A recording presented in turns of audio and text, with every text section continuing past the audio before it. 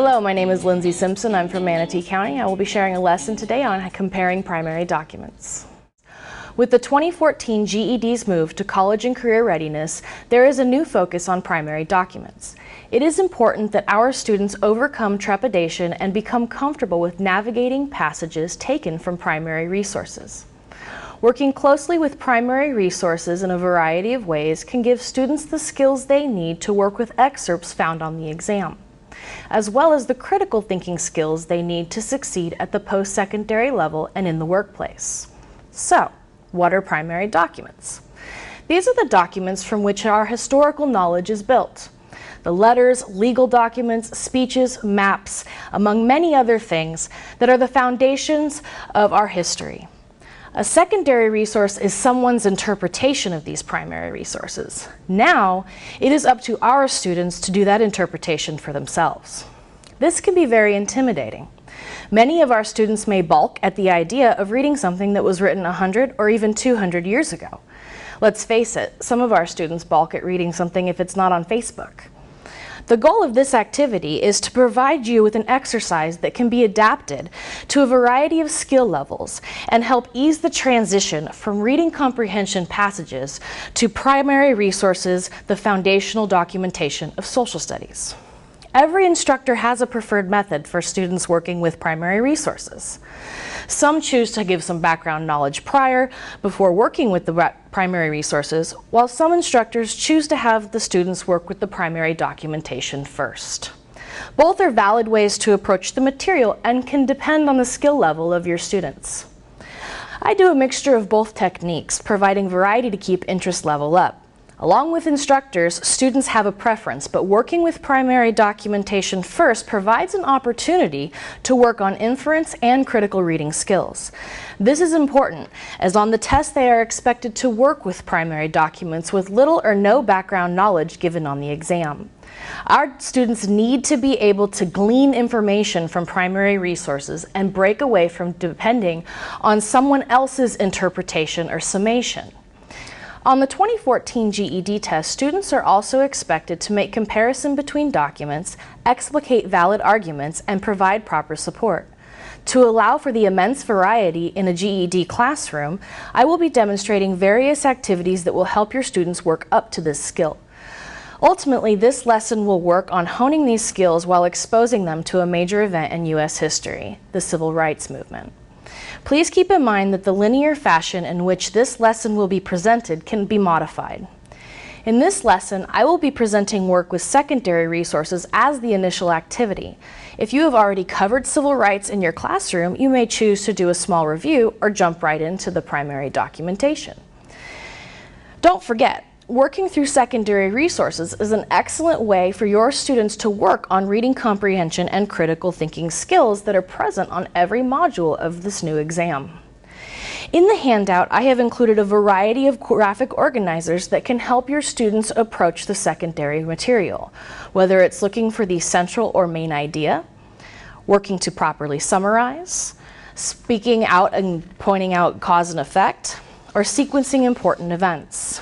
Sequencing is often one of the most comfortable ways for students to approach history, and timelines are an excellent way to work with this. Digital history also provides excellent brief passages that are very approachable. The State of Black America in 1960 is an excellent introduction to the Civil Rights Movement and gives students an idea of what the world looked like when these primary resources were written. You can find links for these on the accompanying handout. Many primary documents can also be found at Digital History, particularly under the Documents tab and in each section and the Voices section on the homepage. The History Channel's website is also an excellent resource. TeachingAmericaHistory.org is a great resource for primary documents, speeches, and even Saturday webinars for instructors. AmericanRhetoric.com is a great resource for speeches. Links are provided in the handout. There are a lot of ways to have your students approach this material, from individual reading assignments to group assignments. They can do presentations of larger readings, excerpts thereof. Both digitalhistory.com and the History Channel's website lend themselves well to being broken up for group work. Remember, when we are looking at secondary resources, we are not looking for the tiny details. We are concerned with larger trends, cause and effect, the big idea. Now that your students have been introduced to the civil rights movement, it's time for them to engage those primary documents. For this lesson, we will be using Martin Luther King's I Have a Dream speech and Malcolm X's Message to the Grassroots. I have chosen these because they are speeches. Students often find that primary documents can be easily read when they have an accompanying audio recording. TeachingAmerica.com and AmericaRhetoric.com are both valuable resources for audio texts. Speeches engage students as well. Each year, my students will watch the State of the Union, and the fervor in that and the accompanying response translates into the assignment where they research and write on issues that are important to them.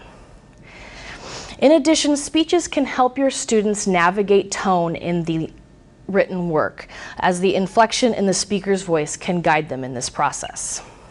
As with secondary resources, there are a variety of ways that you can approach primary documentation. I recommend listening to the speech as the students read along, followed by a close reading of the text. Again, this can be done individually or in groups. Students can read the text again for clarity, or the text can be divided among groups and read that way. Keep in mind that the ultimate goal of this lesson is comparison, so the excerpts that you choose from the text need to lend themselves to that. The initial read will be simply to pull out topical information. I have provided a graphic organizer with topics provided. These topics are not an exhaustive list. Encourage your students to stretch out and look for other themes and similarities and differences between the two speeches. I have provided one with sample answers to help guide you as you teach this lesson, and a blank one that can help with further lessons down the road. Have your students look for King's and Malcolm X's positions on various topics, paraphrasing the text in the graphic organizer, and marking the text in each document where they found the words that they chose. Your students must be able to reference the actual text where they got the information. And you must ensure that the text that they reference does indeed support their point. I have explained to my students that now, with the 2014 GED, the validity of the argument counts.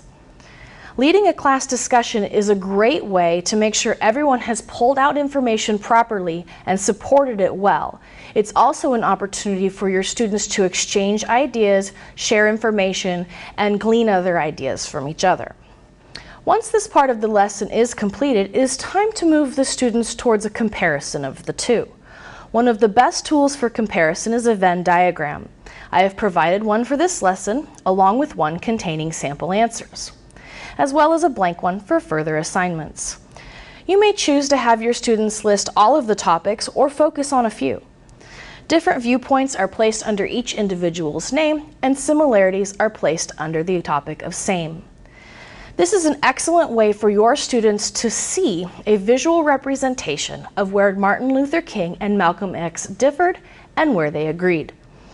And it is a great tool to transition your students to a writing assignment should you so choose. A consistent feature of the 2014 GED test is a written response stemming from two documents. Having them write an extended response comparing Martin Luther King's words and Malcolm X's directly addresses this skill. They must support their similarities and differences from actual texts. Remind your students that comparison is looking for similarities and differences, and remind them that they are looking for King and Malcolm X's viewpoints and not their own. It is common for students to want to input their own viewpoint into their writing. This, however, is not what they will be expected to do on the exam. The Social Studies Extended Response Resource Guide for adult educators can help you determine how they are performing on the extended response. Remember that each trait is scored separately, so one score does not affect the other. The new rubric is an effective way for you to be able to gauge how well your students are doing on the extended responses. Ultimately, the goal of this lesson is to show that primary documents are not something to be feared. They are the backbone of social studies. They can bring life to people and to events. I tell my students primary documents are like having a time machine. Primary resources and the focus on larger themes and that ever-present word enduring issue in the social studies extended response can help your students understand that social studies is so much more than who did what, when, and where. I hope that you have enjoyed this grab and go activity. For additional handouts and information, please check the website. Thank you.